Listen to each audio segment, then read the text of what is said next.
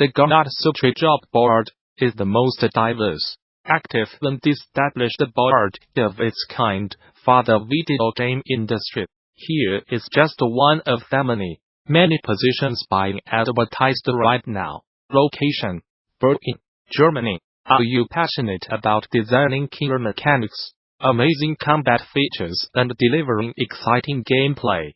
And we want to hear from you.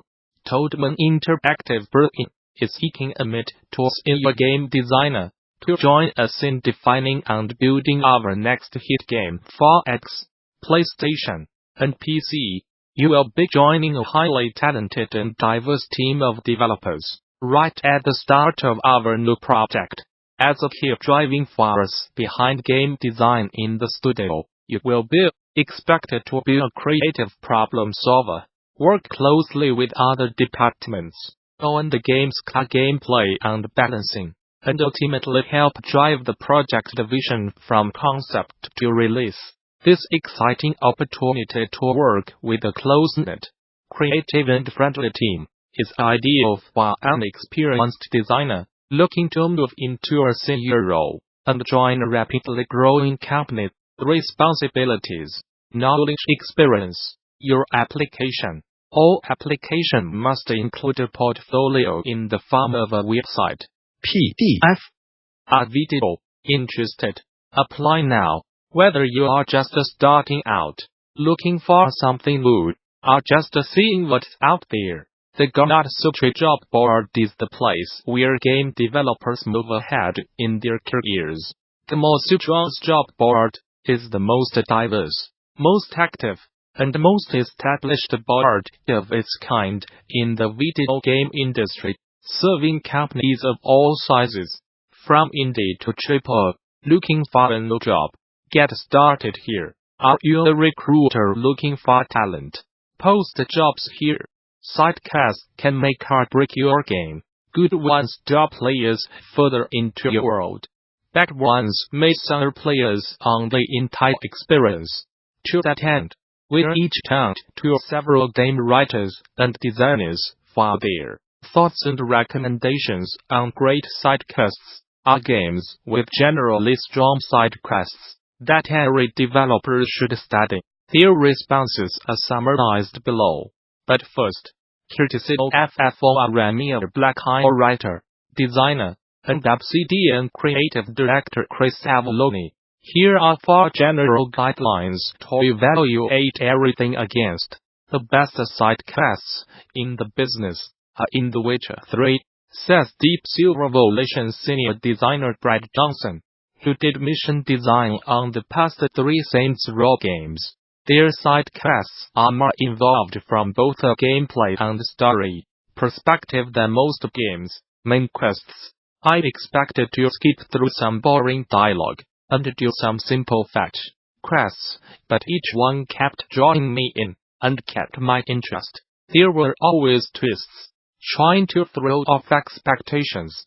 This was a conscious decision by developer CD Projekt, which wanted every quest, even the little ones about fetching or delivering something for somebody, to be memorable. Take one of the very earliest sidecasts as an example. In A Frying Pan, Spick and Span, the player is tasked with finding an old woman's soot-covered frying pan, which she had been lent to a stranger, who seemingly then nicked off with it. Turns out it's just inside the house she's standing outside of, and the man had more important things to worry about than returning the pan after using the soot to make ink for writing letters. Such a mundane, menial task could easily be seen as beneath a great and respected hero like Geralt.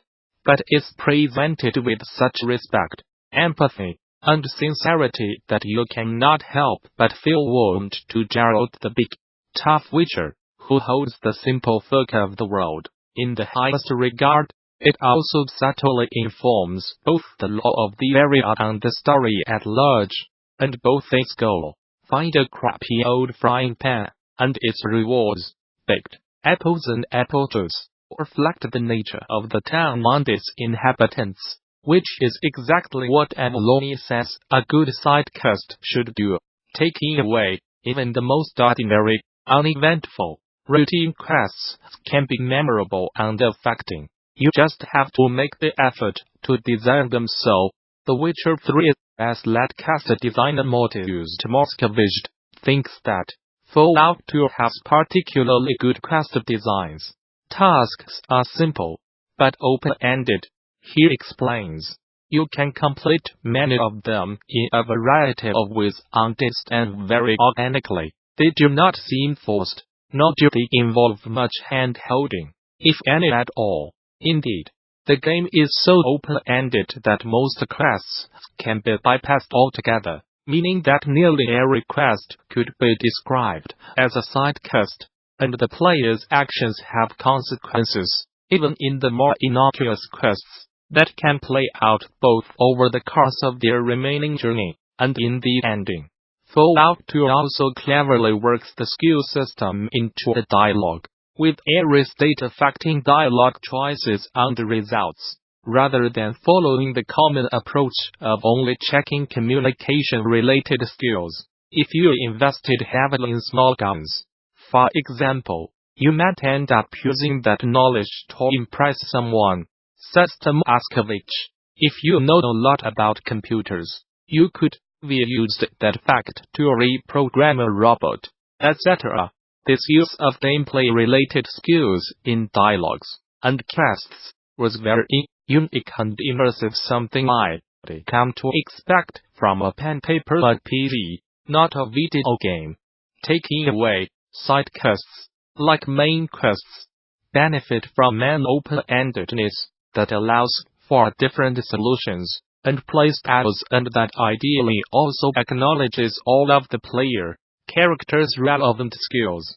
Tomaszkiewicz says that Fallout New Vegas has many of the same qualities as Fallout 2, but he adds that its approach to building quests in an open-world setting is also great.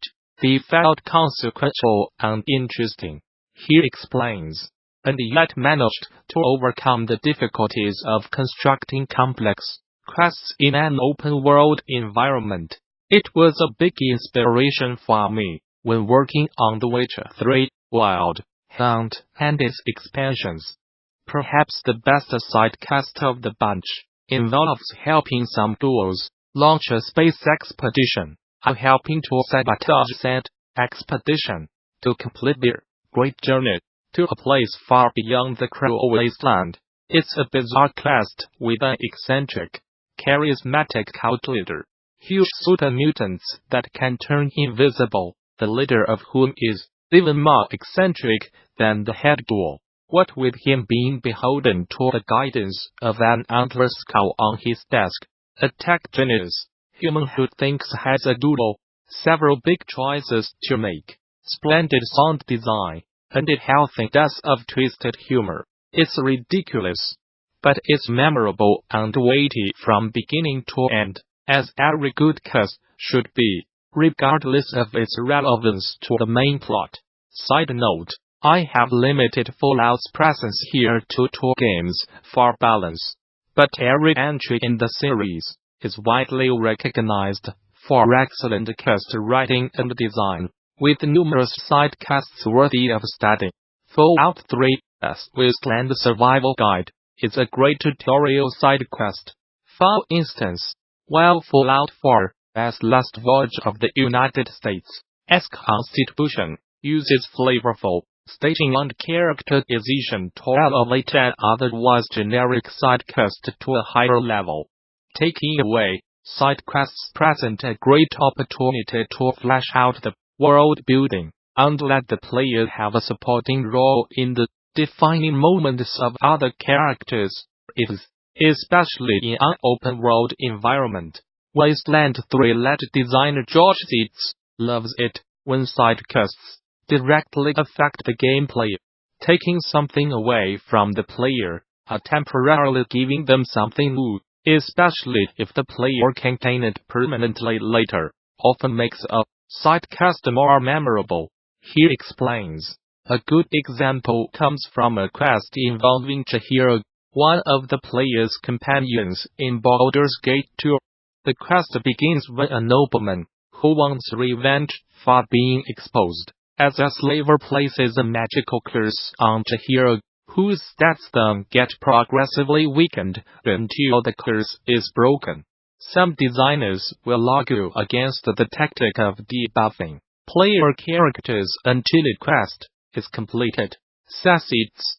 But the gameplay implications of this quest were a huge motivator for me, and it made me genuinely angry at the vengeful nobleman. How dare he weaken a member of my carefully crafted party?